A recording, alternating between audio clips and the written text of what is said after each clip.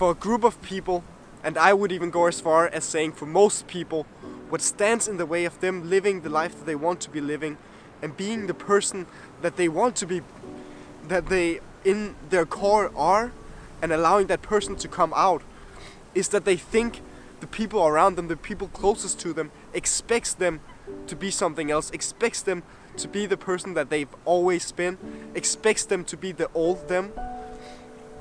And in the typical motivational video, people would say, don't let anyone get in the way of living the life that you want to be living. Don't let anyone get in the way of being who you are, who you want to be. And as much as I would agree with that advice, at the end of the day, in reality, 90% of the people watching that video won't be able to follow through on that advice, or even if they are able to, they simply won't do it.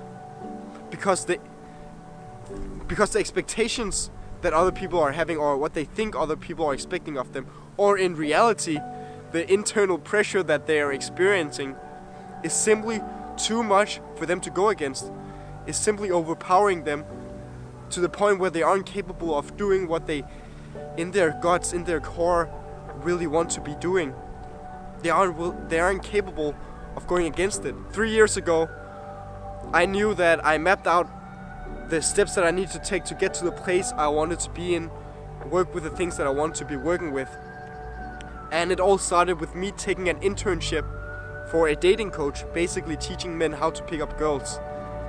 I knew that sounded weird as fuck when I would tell it to my family and friends. And I was scared shitless, like even though it was hard for me to be able to get that position or internship in the first place, it was 10 times harder for me to be facing my friends and telling them that's what I'm going to do. So I tried to be smart about it, because I knew if I will leave my city and my country for 2 months traveling and working with them, then those 2 months I don't have to face the judgment of the people around me. I don't have to face my biggest fear, which is people judging me, hating on me, or thinking that I'm super weird. I don't have to face it for those 2 months.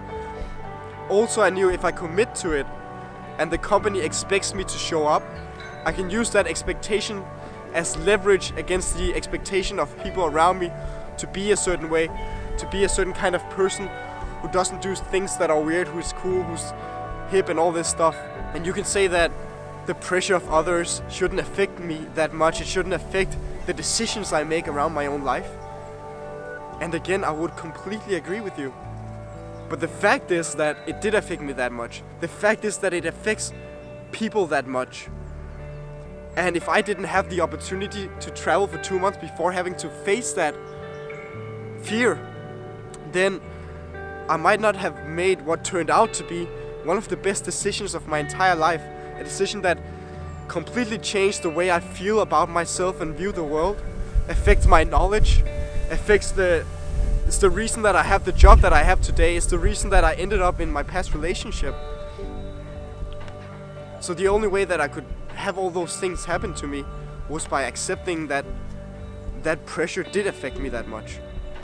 And it affects people that much. In the ideal world, sure, we should be able to say fuck it to anything standing in the way of us going for what we truly believe in, us living the life that we are in a way meant to live. But the world is not ideal like that. The reality is that, again, a lot of people never decide to go for the things that they really want to be going for. It's not the fact that they haven't heard that they should go for the things that they want to be going for, but rather that they haven't found a way to be able to go for it. So what I say is, be smart about it, be realistic. If you're capable of saying fuck it and just going against people's expectations, that's fucking awesome, then do it.